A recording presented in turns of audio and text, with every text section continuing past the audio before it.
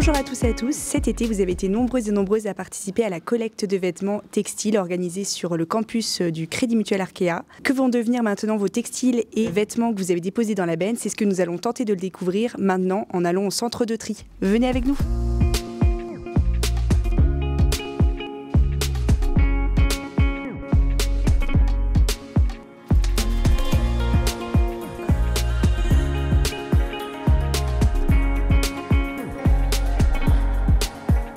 Bonjour Camille, est-ce que tu peux nous dire au Crédit Mutuel Arkea combien de tonnes on a récolté grâce à l'opération ? Oui, bien sûr. Alors là, sur cette opération, on a récolté 3,5 tonnes, ce qui est quand même vraiment très très bien pour une opération de ce type. D'ailleurs, on a récupéré un sac lors de la collecte.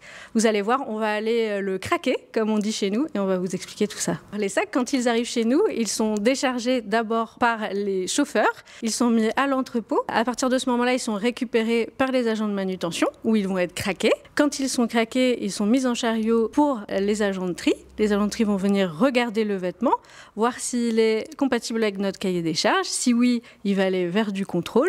Sinon, il va aller dans des sacs pour qu'il soit recyclé par nos partenaires. Si il est de bonne qualité, on l'a dit, il va au contrôle. Et quand il est revérifié par cet agent, il va aller au niveau du conditionnement. Une fois qu'il est conditionné, il est mis en carton, en stock. Et après, il sera pris par bon de commande pour aller à la boutique.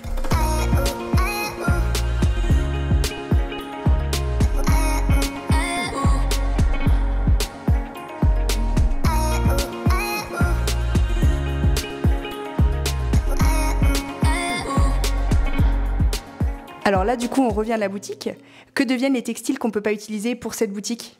Alors, pour les textiles qui ne sont pas utilisés, on va partir du tout début. C'est déjà si le textile n'est pas en sac et qu'il est mouillé ou souillé, nous, on ne peut pas l'utiliser en tant que tel. On va être obligé de l'amener en déchetterie. Il va devoir être incinéré. Donc vraiment, c'est très, très important quand vous faites un don de les mettre dans des sacs fermés pour pouvoir les mettre dans nos conteneurs. Après, on a plusieurs formes de recyclage. Donc, ce qui est possible de faire, c'est du nouveau fil avec ces tissus-là. Ça peut aussi être de nouveaux tissus, des chiffons de ressuyage, donc pour la mécanique par exemple. Et il y a aussi du métis qui est fabriqué par le relais, donc qui est une matière qui est issue de jeans qui sont cardés par un processus de chez eux et ils forment des briques, des petits carrés pour pouvoir faire de l'isolation pour les maisons ou pour les structures. Merci pour tout Camille, merci à toute l'équipe Abi 29 et merci à vous les collaborateurs du coup d'avoir joué le jeu.